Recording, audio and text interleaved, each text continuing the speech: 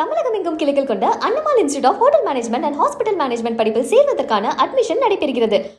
தென்காசி மாவட்டத்தில் உள்ள அடவிநயினார் கோவில் நீர்த்தேக்க அணையானது தனது முழு கொள்ளளவை எட்டியுள்ளதால் கரையோர மக்களுக்கு வெள்ள அபாய எச்சரிக்கை விடுக்கப்பட்டுள்ளது. இது குறித்து நமது செய்தியாளர் ராஜன் வழங்கிய கூடுதல் தகவல்களை தற்போது பார்க்கலாம்.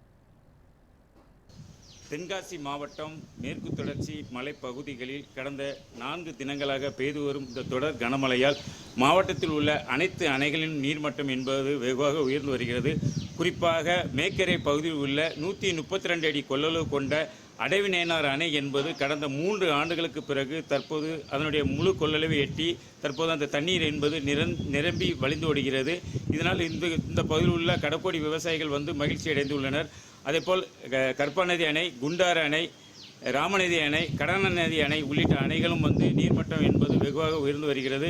இந்த பகுதியில் உள்ள அணைகள் அனைத்தையுமே நம்பி பல்வேறு ஆயிரக்கணக்கான விவசாயிகள் தற்போது இங்கு உள்ள இந்த அணையை நம்பி தான் விவசாயம் செய்து வருகின்றனர். தற்போது தென்காசி மாவட்டத்தில் கார் நெல் சாகுபடி பணிகளை விவசாயிகள் தீவிரமாக ஈடுபட்டு வருகின்றனர். தற்போது இந்த மழை பெய்ததால் அவர்களுக்கு மிகவும் மகிழ்ச்சி அடைந்துள்ளனர். இந்த அடவிநயினார் அணை என்பது கடந்த 3 ஆண்டுகளுக்கு பிறகு நிரம்பி வழிவதால் இந்த பகுதியில் உள்ள விவசாயிகள் மகிழ்ச்சி அடைந்துள்ளனர்.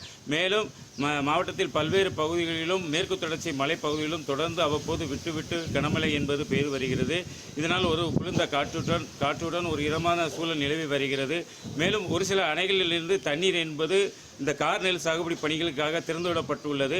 மேலும் இந்த அணை பகுதியில் அதிக அளவு மழை பெய்து அந்த அணை நீர்மட்டம் முழு கொள்ளளவை எட்டக்கூடிய நிலை ஏற்பட்டால் உடனடியாக அந்த தண்ணீர் என்பதும் திறப்பதற்கான ஆயத்த பணிகளை பொதுப்பணித்துறை தீவிரமாக ஈடுபட்டு வருகின்றன. இதனால் இந்த அடவிநயினார் அணை என்பது தற்போது முழு கொள்ளளவை எட்டியுள்ளதால் கரையோர மக்களுக்கு வெள்ள அபாய எச்சரிக்கை விடுக்கப்பட்டுள்ளது. இதனால் கரையோர பகுதியில் வாழும் மக்கள் மற்றும் விவசாயிகள் பாதுகாப்பாக வயல்வெளிகளுக்கு சென்று வர வேண்டும். அந்த கரையோர மக்கள் பாதுகாப்பாக இருக்க வேண்டும்.